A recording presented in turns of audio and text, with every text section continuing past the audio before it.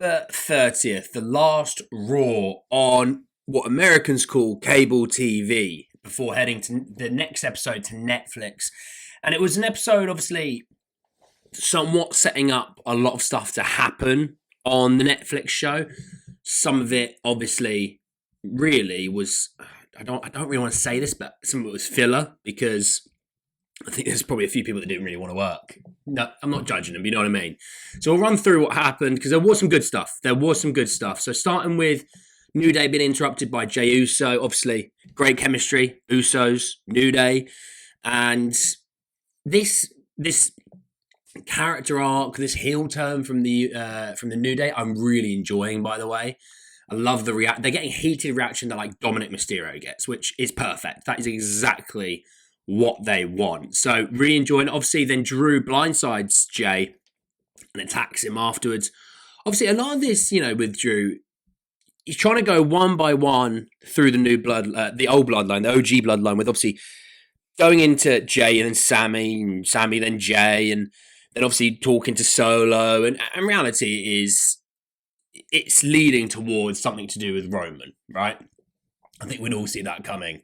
So I'm really Drew's one of my favourites, so I'm loving it as well. Obviously setting probably something up towards the new start of Raw. You had Chad Gable versus Otis, which obviously such a good storyline for such a long time with the Alpha Academy, but wasn't really blown away by the match. I understood why there was so much like chaos and interruption and interference through this. You had obviously Maxine and Ivy Nile going at it. You had, Ivy Nile then distracting Otis later on, and, Gable hitting the ankle lock. Look, I love Chad Gable. I think he's one of the funniest WWE superstar there is. And I hope in 2025 there is a big singles push. He can still be a part of the faction, but I just think, that intercontinental scene, get Gable that title. Build him back into it. Braun obviously is doing great things. I'm going to come towards the Kaiser Sheamus angle in a minute, but maybe post WrestleMania, Gable, SummerSlam, Intercontinental title, something like that. I could be on board with that. There was supposed to be a Pete Dunne R-Truth match, but Pete Dunne attacked R-Truth for the match, moving swiftly on.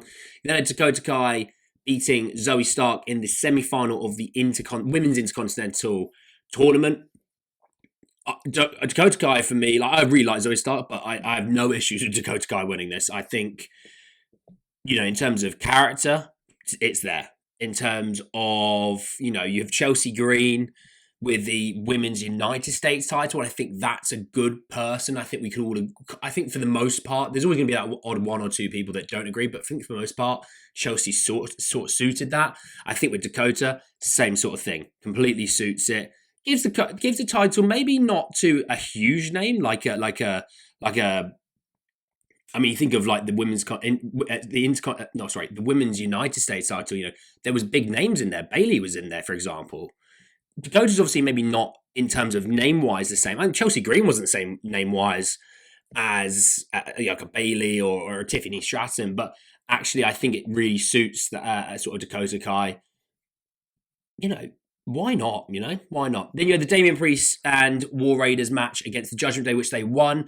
Good solid match, actually. I actually quite enjoyed this. It was a good solid match. Lots of high flying moves. Everyone got their moves in. War Raiders are just so fun to watch. Ended with Damian Priest hitting the South of Heaven, and yeah, good match. Obviously, after the match, there was a little bit of a Judgment Day beatdown on the winning side, but you know what? It's just setting up, hopefully, for a feud which gets to end. Balor Priest gets to end. That's what I want. Then you had a bit of a brawl between Sheamus and Kaiser. These guys, chemistry, absolutely superb. And then you had the other semi-final of the Intercontinental Women's Intercontinental Title Tournament. Lyra Valkyria beating Io Sky. Now, this was a bit of a shock to me. I thought, Io Sky, it would make total sense, but again, like I said, with Dakota or even Chelsea Green, maybe not the top of the bill, women's. Io Sky is one of the top ones on Raw. You can make some superstars with these titles. they haven't even have to do anything in terms of like their title reign. You can just make them and it elevates them straight up to another level.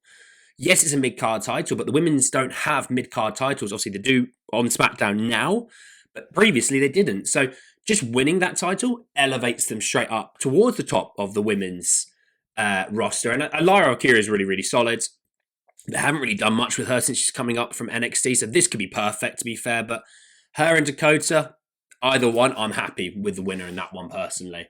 But I thought maybe Dakota Kai, Io Sky, Damage Control, I could see that. And then, yeah, you finished off with Rollins, Punk, promoing, and I mean, WWE called it a verbal evisceration. Me, I was just sitting there like this. Just smile on my face because they both looked amazing because they both cooked one another. Rollins talking about, hey, you took loads of money from our competition and how did that work out? And everyone was like, ooh. Obviously, the beautiful thing is you don't mention the competition's name because I'm not really a fan of, you're an ex-WWE guy, you'd be an ex-TNA guy or AEW or New Japan. I don't really give a crap. But I like that. Obviously, it's close to the heart and it's definitely something that's going to garner a reaction. But a lot of the other stuff, like Punk saying, I left because of the former boss and you were his favourite, or you're one of his favourites. And everyone was like, oh my God, he's just cooked Vince McMahon. Everyone was like, can he do that? It was like, what? And I really enjoyed it.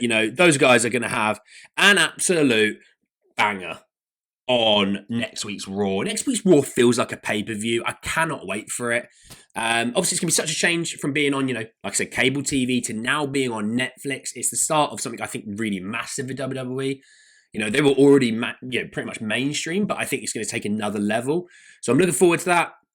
I'll obviously do the review for that, post that on the Tuesday. So thanks very much for watching, guys. Let me know your thoughts down below. I'll see you all very soon. Take care. Peace.